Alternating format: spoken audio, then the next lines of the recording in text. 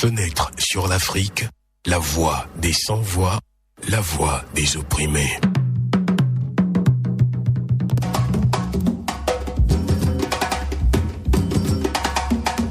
Auditeur de Canal K, le dossier Pascal Bodiona ne cesse de prendre toutes les allures d'une affaire d'État dans laquelle l'opinion publique et la classe politique togolaise ne sont plus les seuls à avoir le monopole du débat.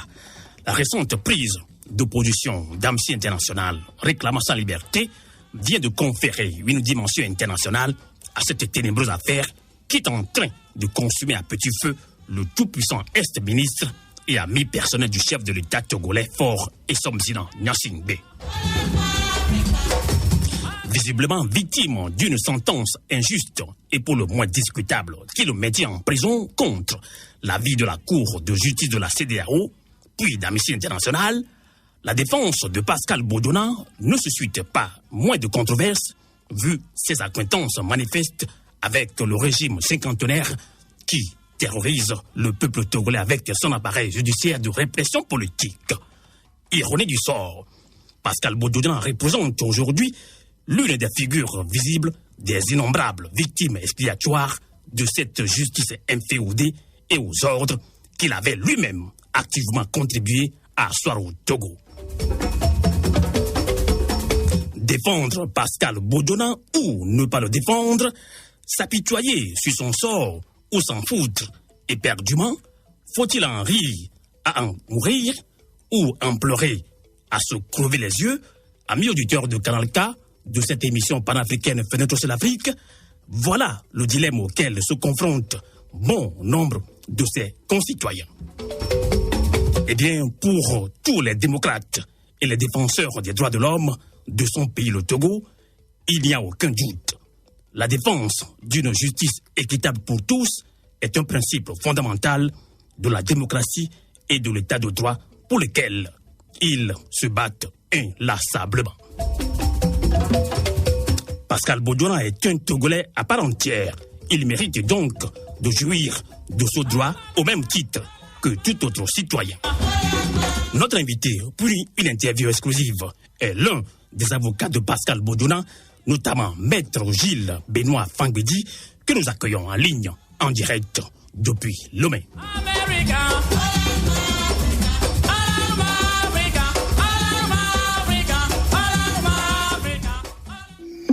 Radio Deniban, basée aux USA, partenaire de Fenêtre sur l'Afrique.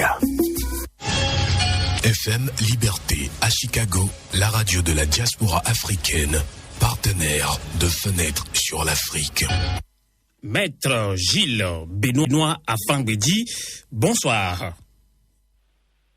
Bonsoir Amos et bonsoir à vos auditrices et bonsoir à vos auditeurs. Eh bien, va nous accompagner dans ce petit entretien et notre collaborateur Siméon Achakpa depuis Zaragoza en Espagne. Siméon, bonsoir.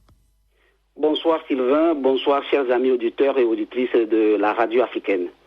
Eh bien, Maître Gilles Benoît Fangbedi, vous êtes un des avocats de Pascal Bodiona. Vous êtes également président de l'association Ensemble pour les droits de l'homme EDH. Et justement, merci d'être avec nous en direct depuis Lomé.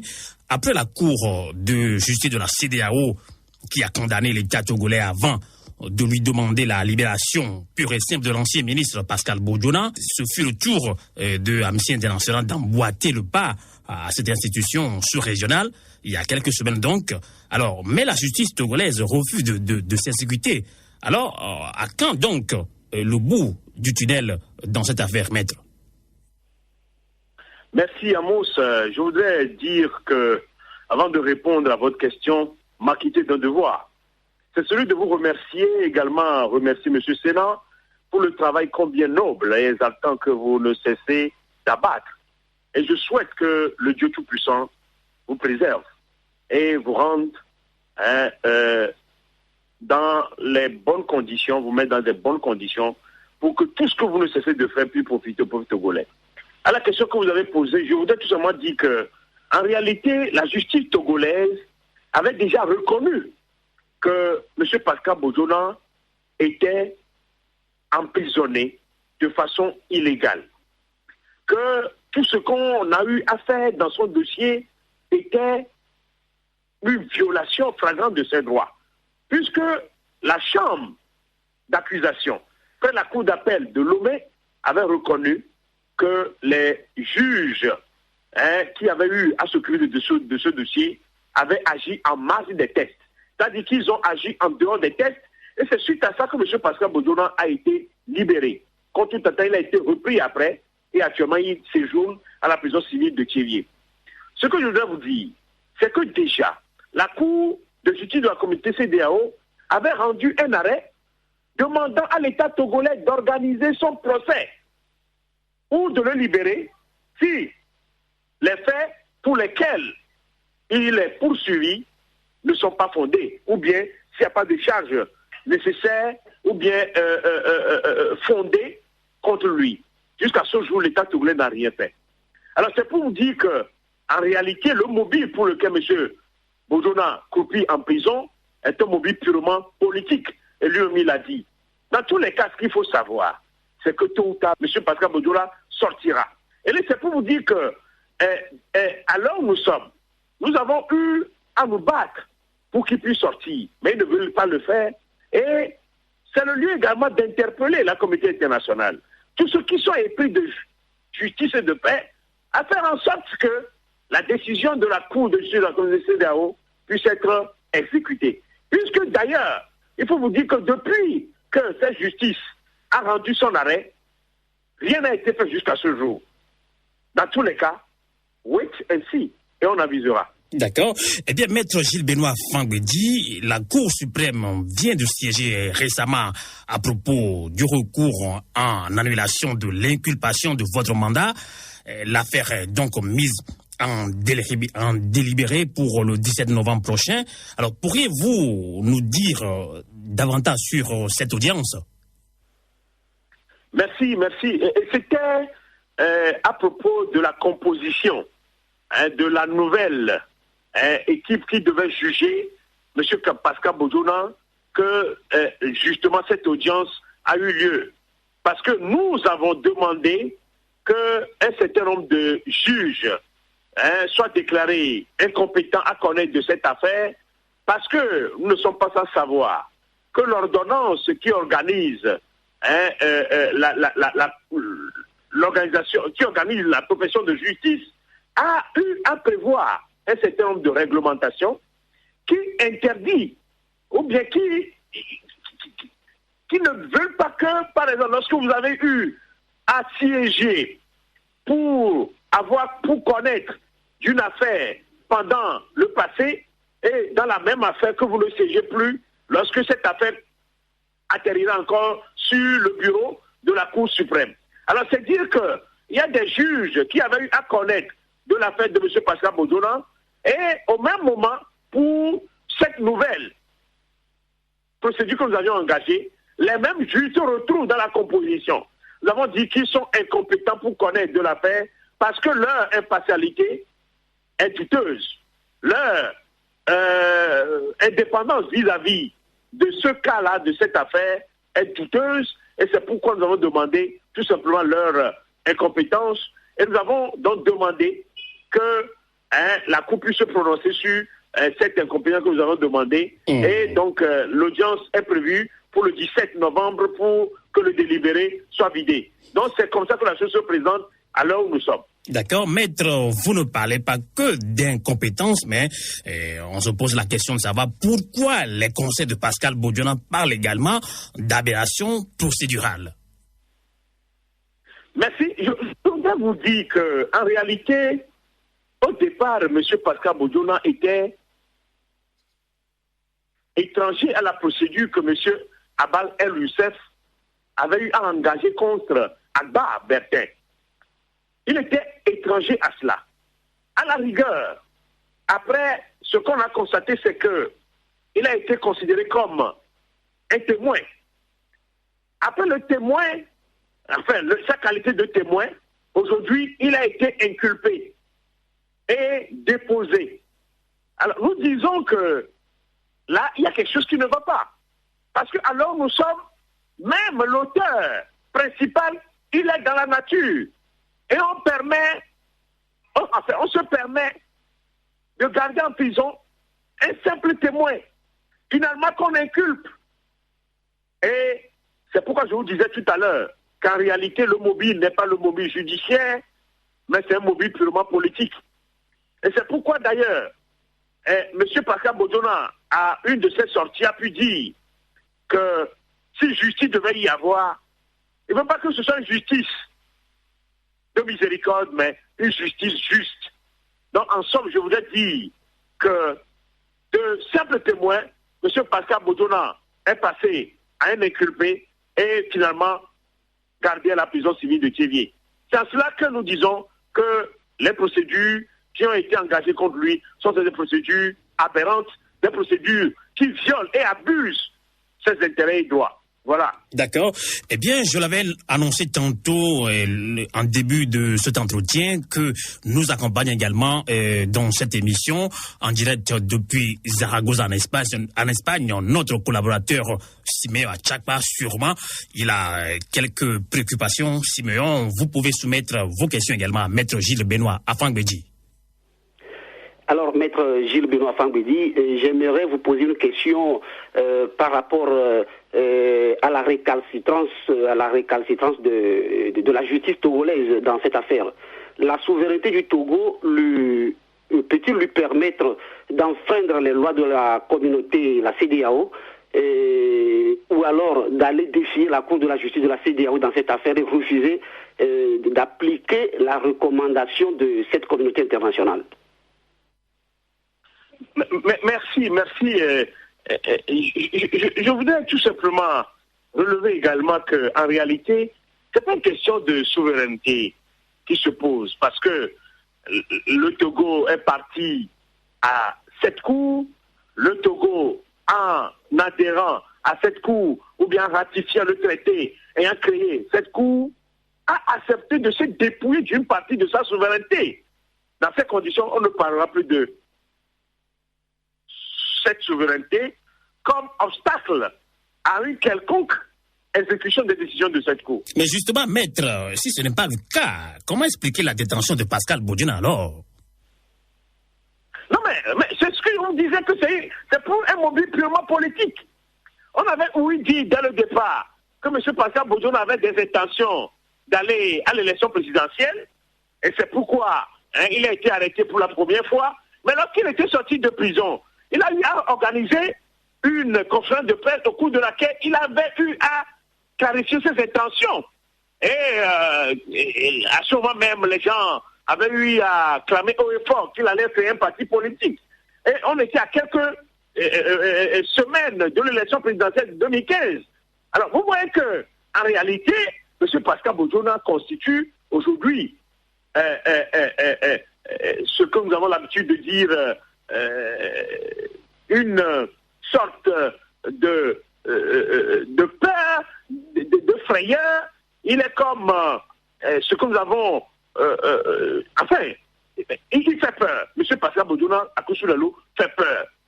Et dans ces conditions, il ne faut pas lui laisser le temps de s'organiser. C'est pourquoi on le garde en prison. C'est pour un mobile purement politique. C'est pas pour un mobile judiciaire.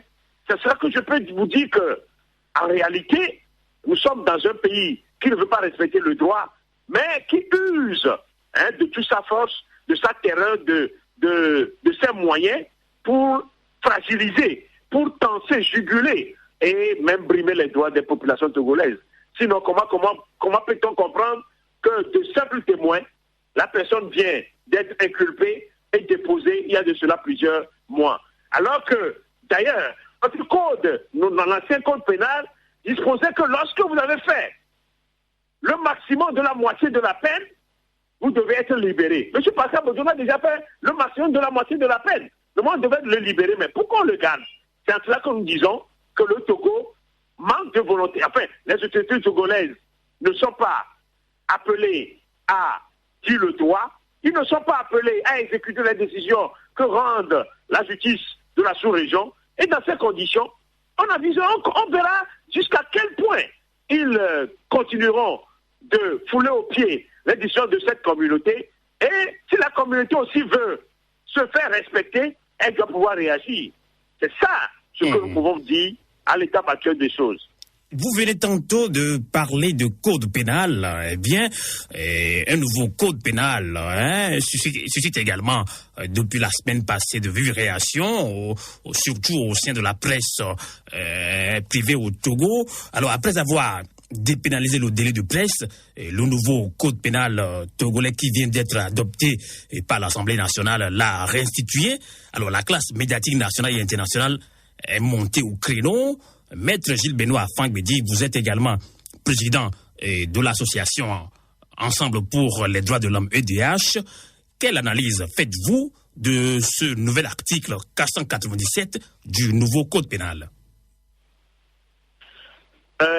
Vous savez, notre pays, le Togo, dispose déjà du code de la paix et de la communication, qui est un code qui a été apprécié positivement par toute la communauté internationale et même par la plupart des journalistes dans le monde entier.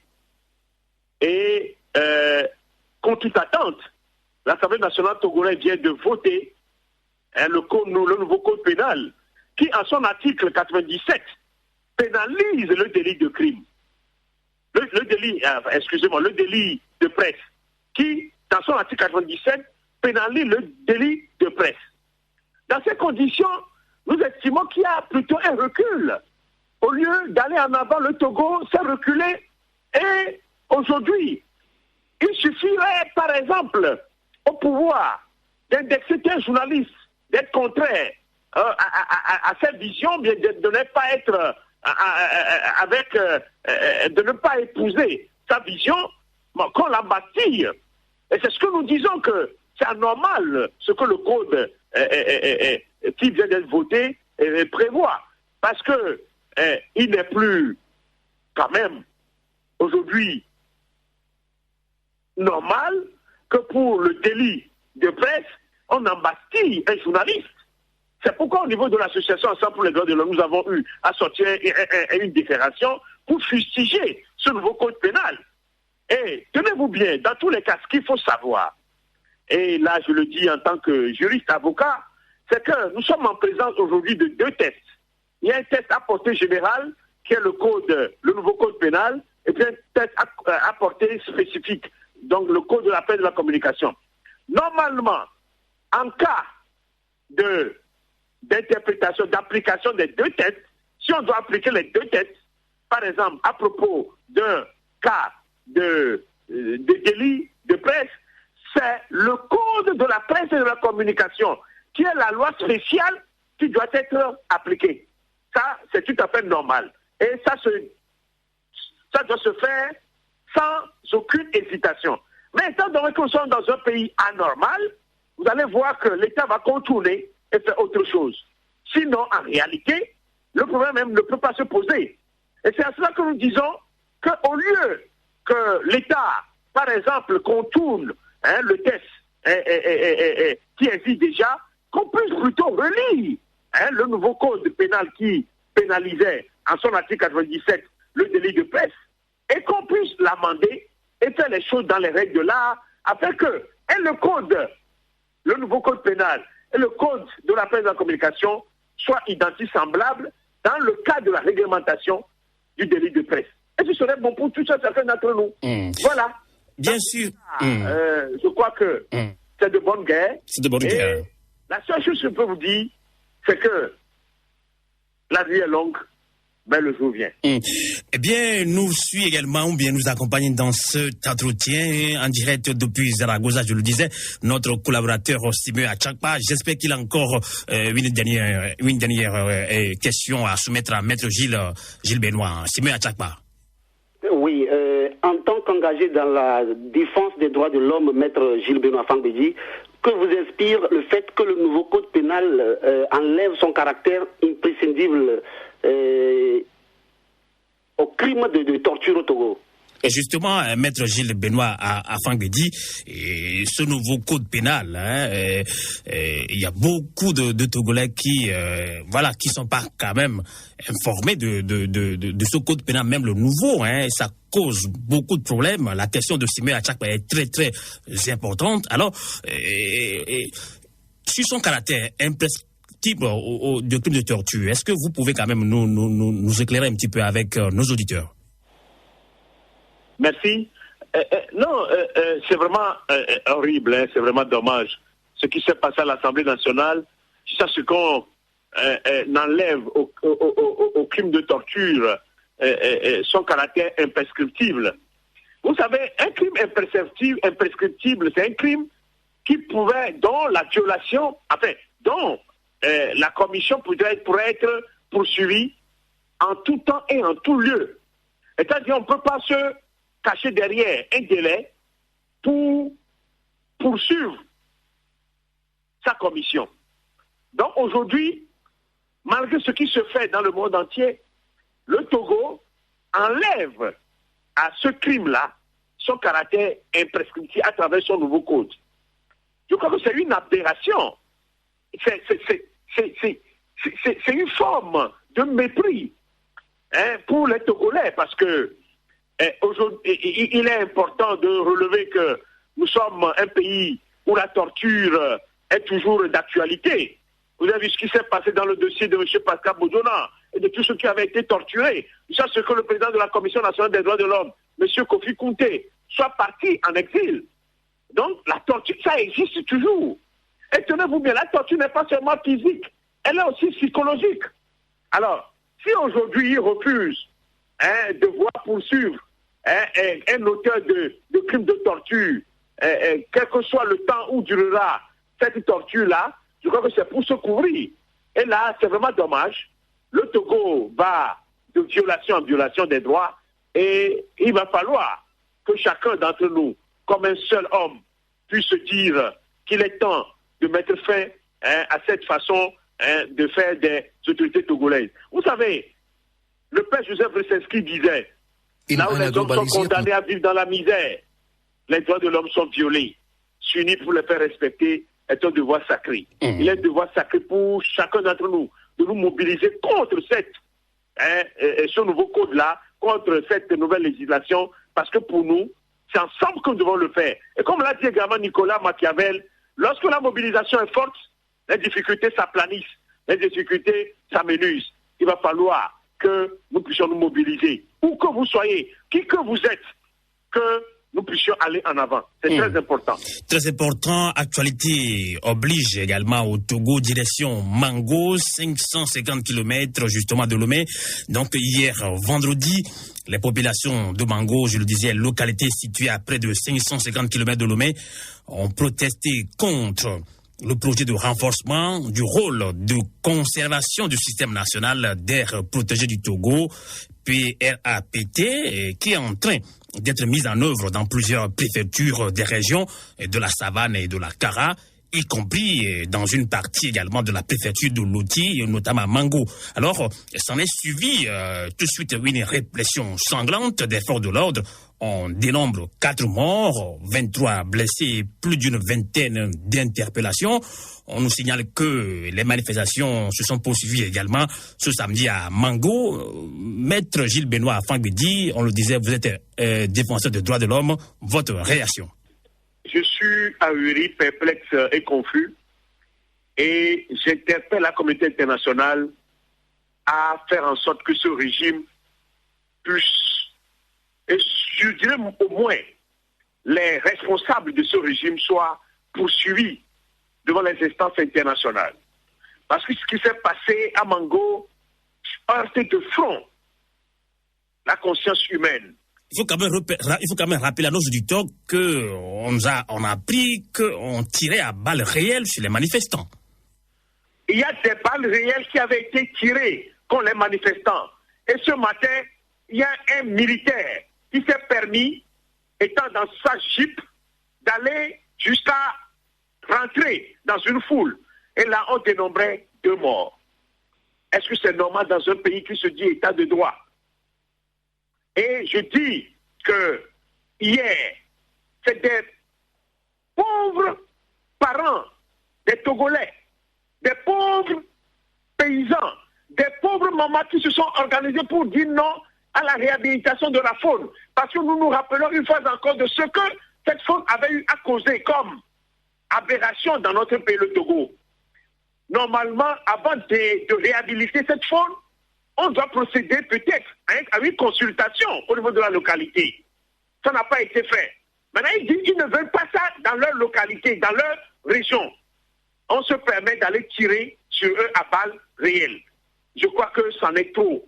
Et il est important que ceux qui sont aujourd'hui dans la logique de tous les défenseurs des droits de l'homme, qui voient en ce qui s'est passé à Mango une forme de violation flagrante de la dignité humaine, puissent s'organiser pour dire non à ce régime. Parce que ce régime a déjà trop tué et le laisser continuer, ce serait le cautionner. Nous avons l'habitude de suivre sur RFI qu'un peuple qui se tait alors qu'on tue ses membres est un peuple complice.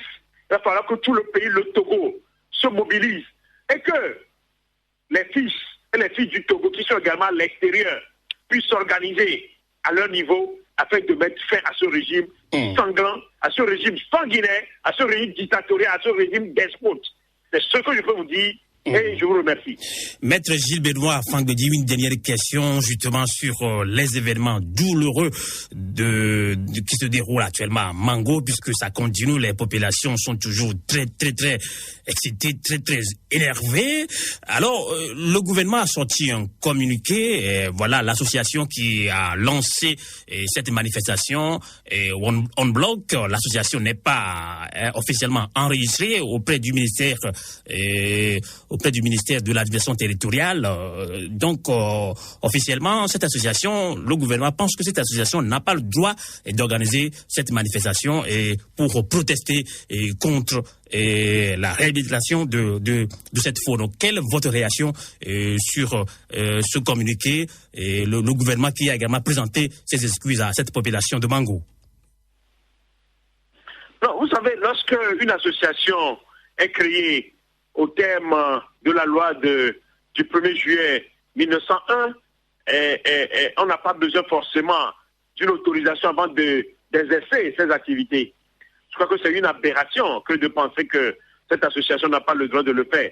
Du moment où elle a déposé sa demande à être reconnue, elle est déjà en droit d'organiser des manifestations. Dans tous les cas, on n'a même pas besoin.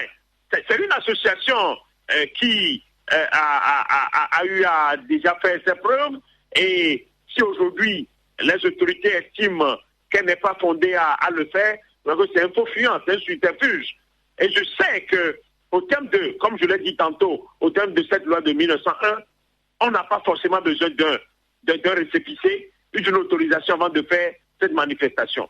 Et la manifestation peut être spontanée, mais la loi que nous qualifions de la loi de Bodona le prévoit. La manifestation peut être spontanée. C'est-à-dire, pour cette manifestation, vous n'avez même pas à obtenir une autorisation avant de le faire.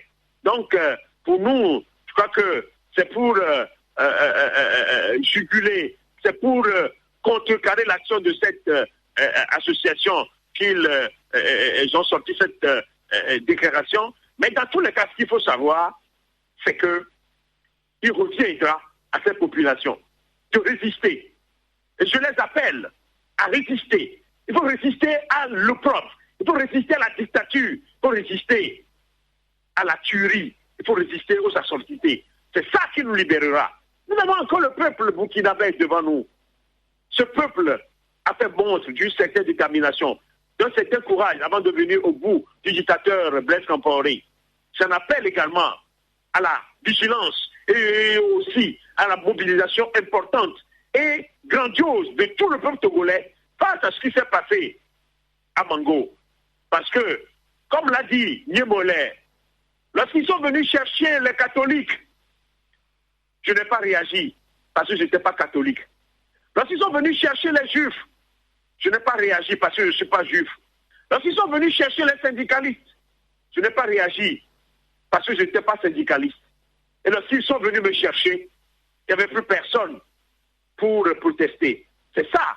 Lorsque, devant ces genres de situations, les gens se refusent d'intervenir, les gens se refusent de se mobiliser, c'est nous qui allons souffrir.